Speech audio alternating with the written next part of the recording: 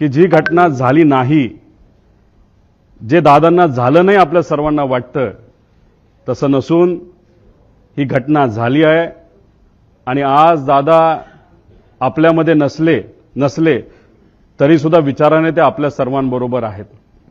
ते हे एक प्रेझेंटेशन इथं मी तुमच्या सर्वांसाठी केलेलं आहे। या प्रेझेंटेशनमध्ये मी स्वतः, माझी टीम, मित्र, ज्यांच्या कोणाकडे पर्यंत मी पोहोचू शकलो, त्यांच्याकडनं जी माहिती आम्हाला मिळाली ती माहिती या प्रेझेंटेशनच्या माध्यमातून आपल्या सर्वांपर्यंत आणण्याचा प्रामाणिकपणे प्रयत्न केलेला आहे। काही लोक म्हणतील ही कुठून आणली, कशी आणली? ही आम्ही आणली आहे।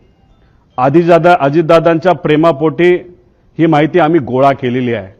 मी सरकारमध्ये नाही, आम्ही सरकारमध्ये नसलो तरी जे काही जमलं, कारण का शेवटी दादा असतील, साहेब असतील, आम्हा सर्वांना एवढंच सांगितलेलं आहे की प्रयत्न करत राहावा आणि तो प्रयत्न या प्रेझेंटेशनच्या माध्यमातून हाच केलेला आहे की खरं काय घडलं याची माहिती लोकांना पाहिजे, आम्हाला माहिती पाहिजे, म्हणून हा प्रामाणिक असा प्रयत्न तिथं केलेला आहे। माझ्यासारख्या छोट्या